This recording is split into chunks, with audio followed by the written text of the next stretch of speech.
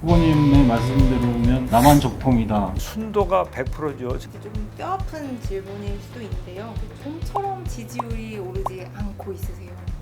뼈가 하나도 안 아픈데 아, 그래요? 정세균의 시간이 오고 있다 이렇게 생각을 해요. 언제쯤 올까요? 곧. 이재명 후보가 이제 가족에 대한 욕설 논란이 있어서 여러 차례 사과를 했는데 저는 들어본 적이 없습니다. 국민들께서 어떻게 생각하느냐가 제일 중요하겠죠. 윤 전 총장이 120시간 노동과 대구 민란 이런 발언들로 연일 곤혹을 좀 치르고 있어요. 바닥이 드러나고 있는 거 아닌가요? 본색이 드러난 망한 차원이다. 후보도 아마 되게 어려울 것이다. 저는 그렇게 봅니다. 이 사람은 나와 한판 붙어도 될 것 같다. 가장 강력한 라이벌 한 명을 꼽는다면.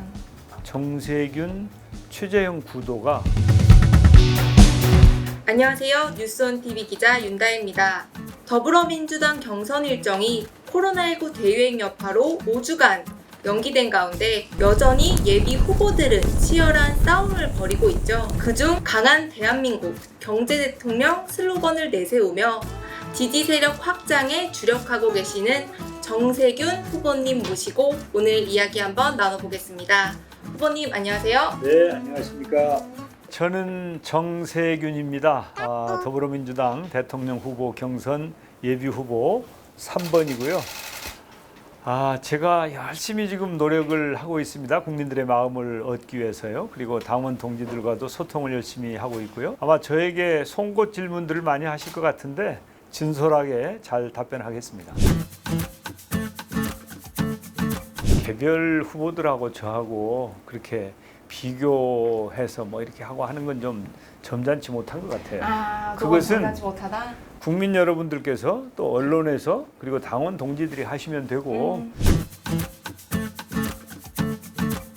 노무현 대통령 탄핵을 추진할 때는 탄핵을 막기 위해서 제가 의장석을 점거하고 있었어요. 그래서 저는 탄핵을 막기 위해서 모든 노력을 다 한 사람이다. 이제 그렇지 않은 분들도 많이 계시죠. 그래서 그때의 상황을 생각하면 정말 그 피를 말리는 그런 상황이었죠. 결국은 이제 탄핵이 강행되었죠. 그것은 그 후에 헌재 그 판결이 있었습니다마는 우리 정치사에 참으로 그 부끄러운 그런 한 장면이었다. 저는 이렇게 기억을 합니다. 결국은 언론이나 국민들께서 판단하시지 않겠습니까? 무기명 비밀 투표니까 드러나지는 않았겠죠. 진실은 정말 아무도 알 수 없는. 확인하기가 쉽지 않겠죠. 일각에서는 좀 노무현 전 대통령의 탄핵 찬반을 두고 이런 두 후보 간의 공방이 좀 소모적이다. 민심과는 좀 동떨어져 있다. 이런 지적이 조금 나오는데 후보님은 조금 어떻게 보세요? 이런 예, 공방을? 저는 그 역사적인 진실에 대해서 확인할 게 있으면 신속하게 확인하고 해명하거나 할 게 있으면 또 하면서 그런 소모적인 네거티브에 집중하기보다는 미래로 나가는 게 좋다고 생각해요. 그래서 정책 경쟁하고 이렇게 하는 게 좋다고는 생각하는데 이제 일단 문제가 불거졌기 때문에 아마 확인하는 것은 불가피하지 않나 이렇게 보여지네요. 추미애 후보는 만면을이라고 했거든요. 민주당의 만면을이다. 저는 민주당을 만면을 그리고 이재명 지사는 본인은 서자다 이렇게 표현을 했어요.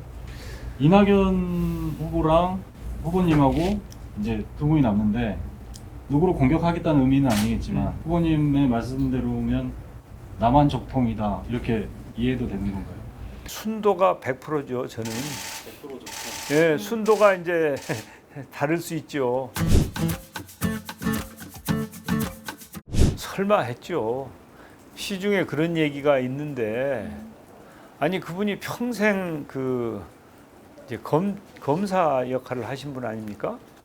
그리고 문재인 대통령께서 검찰 개혁하라고 이렇게 총장으로 기용했잖아요. 그리고 대통령께서는 임기를 지켜줄 것으로 이렇게 생각을 하고 계셨고 그 내용을 저는 이제 알고 있었죠. 그러니까 뭐 정치를 할 거라고는 저는 꿈에도 생각 안 했고 밖에서 그런 이야기들이 있으면 좀 너무 나가는 거 아니냐 그런 생각을 했었죠. 이제 조금 뼈아픈 질문일 수도 있는데요. 이제 좀처럼 지지율이 오르지 않고 있으세요. 뼈가 하나도 안 아, 아픈데. 그래요? 그럼 다행이네요. 그러면 좀 더 유쾌하게 질문을 드려볼게요. 가장 큰 원인이 조금 뭐라고 생각하실까요? 이제 이재명 지사가 지지율이 조금 주춤한 사이에 이제 후보님이 아닌 이낙연 후보의 지지율이 조금 상승을 하고 있는데 생각하는 이유가 혹시 있을까요? 좀 기다려 보세요. 아, 예. 다 때가 있는 법이고 네. 이제 제가 좀 후발주자잖아요. 네? 후발주자고 해서 그 저는 뭐 이렇게 이제 정세균의 시간이 오고 있다 이렇게 생각을 해요. 그러니까 그거 가지고 조바심을 낼 게 아니고 어떻게 국민들께 좋은 정책을 선보일까, 어떻게 신뢰를 얻을까, 그런 노력을 하면 결국은 성과가 있을 거라고 보고 마음 놓고 우리 후보로 내보낼 사람이 누구냐, 그게 정세균이다라고 저는 확신하고 있기 때문에 시간 문제라고 저는 봅니다. 그럼 그 정세균의 시간이 언제쯤 올까요? 곧 오죠. 곧? 이제.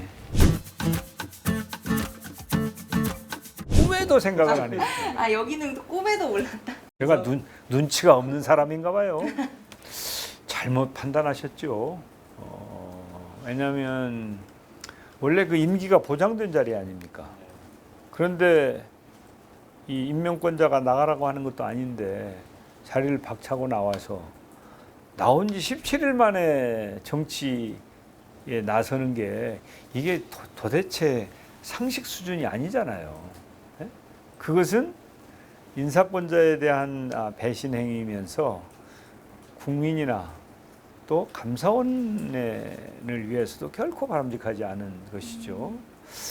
이제 그래서 참 안타까운 마음이죠.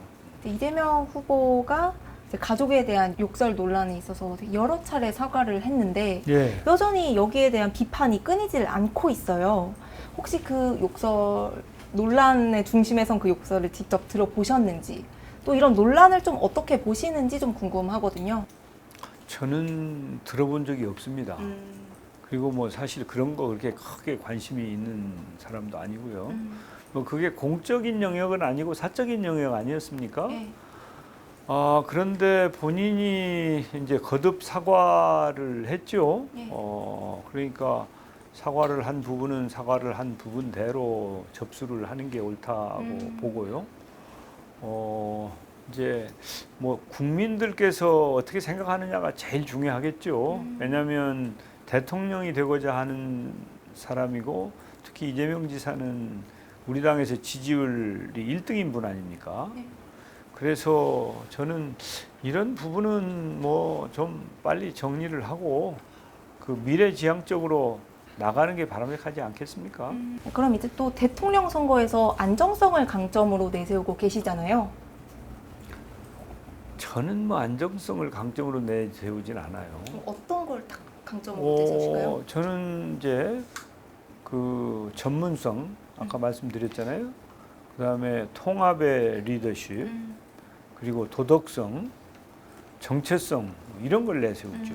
저를 포함한 많은 국민들이 워낙 정치 이력도 기시고 꾸준히 롱런을 해오셨으니까 후보님 하면은 그 안정감 있는 후보 이걸 딱 연상을 시키는 분들이 꽤나 많을 것 같아요.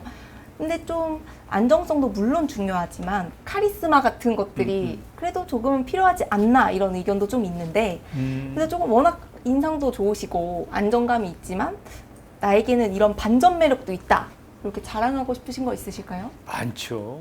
하나만 딱 꼽아주세요. 예, 제가 사립학교법을 통과시키기 위해서 아주 강력한 리더십을 발휘를 해서 그 당시 그 야당이 결사코 반대하는 사립학교법을 통과시키기도 했죠.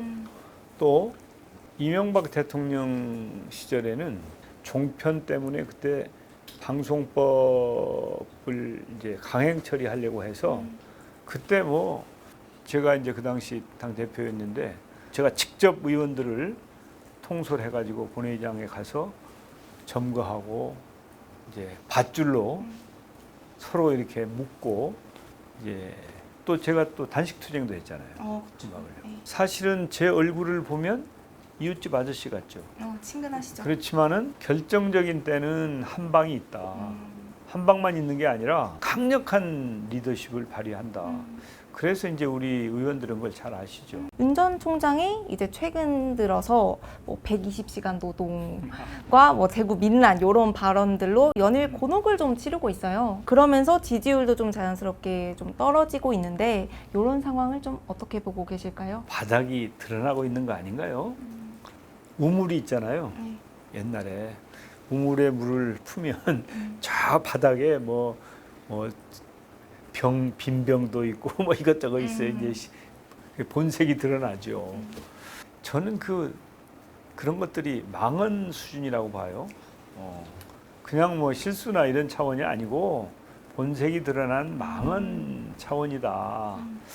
그래서 뭐 저는 그분이 대통령이 될 일이 없다. 후보도 아마 되게 어려울 것이다. 저는 그렇게 봅니다.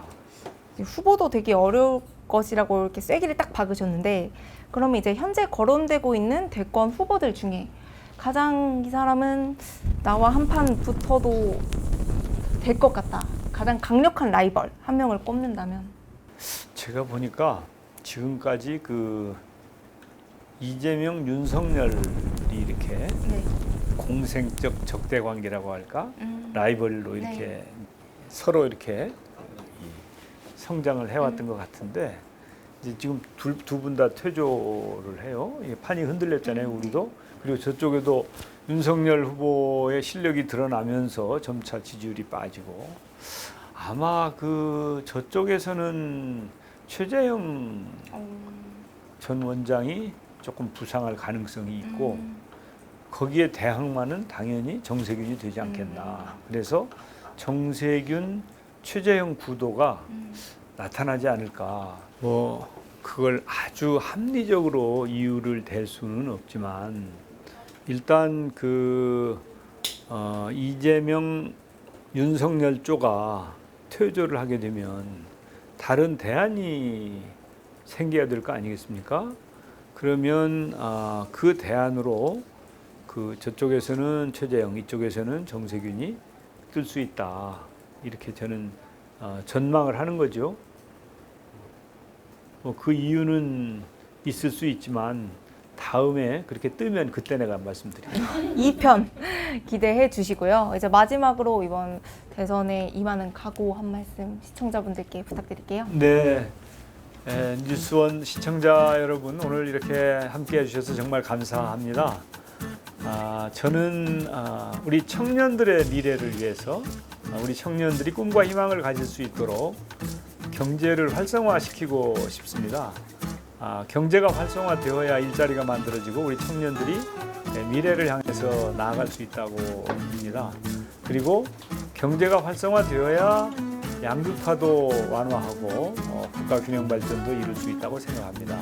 지금까지 많은 공직을 맡아서 충분히 성과도 냈고 다른 도덕성을 비롯한 여러 부문으로부터도 자유로운 저 정세균이 진짜 본선 경쟁력이 있는 후보라고 생각합니다. 저 정세균에게 관심과 성원을 좀 보내주십시오. 열심히 노력하겠습니다. 감사합니다.